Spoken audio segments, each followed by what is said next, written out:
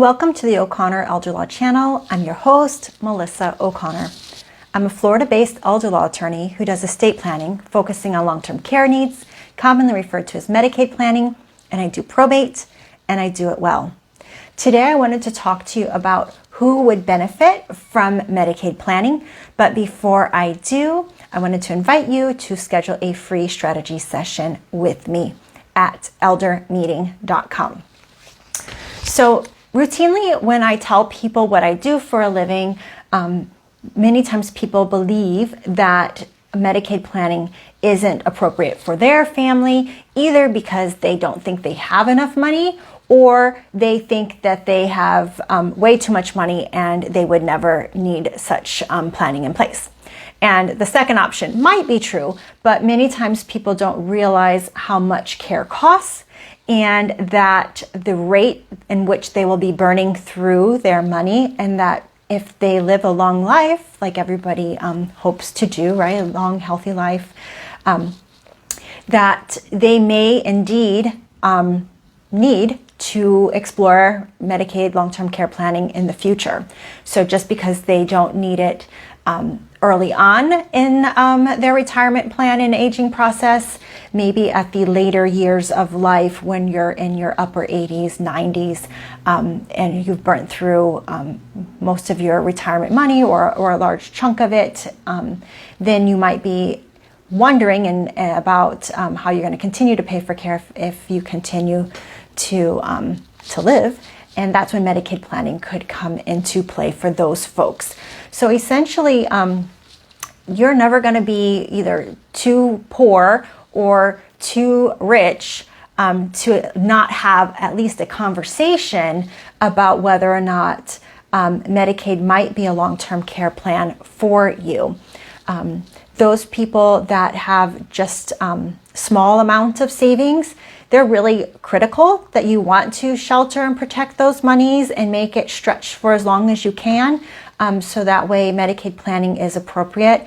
Middle-class families, same thing, particularly if you're a married couple and you have two people that need to be able to live and provide, afford care on your life savings. Medicaid planning is a conversation that you should at least explore and consider. And also, if you think that you have lots of money, that it still might be something that you want to at least have a conversation about, because like I said, many times people don't realize the rate in which people burn through their money when they are needing long-term care, because different nursing home care can run you in this country anywhere between $7,000 to upwards of $20,000 a month. It depends on where you're at, what level of care you need, if you need caregivers, dedicated caregivers to help you, if that's round the clock, if it's only during your waking hours, all of that stuff. And so those things cost money, right? And if you don't have long-term care insurance, or you've spent through your benefits and you're looking at projecting how much longer your money will continue to work for you, and as you spend it, it never hurts to have a conversation with an elder law attorney to just, to explore what a Medicaid plan might look for you.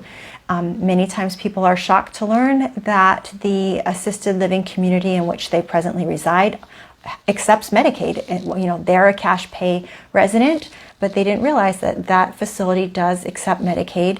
And so if they needed to transition to being a Medicaid recipient, that they wouldn't even need to relocate. They can, keep the same place of residence and then have the government monies as a subsidy, in essence, to help them, obtain the care that they need at the level that they need without completely destroying any opportunity for a legacy for what they had envisioned for their legacy planning. I hope that this information has been helpful. If it has, I ask that you like and share with others. And as always, thank you for joining me.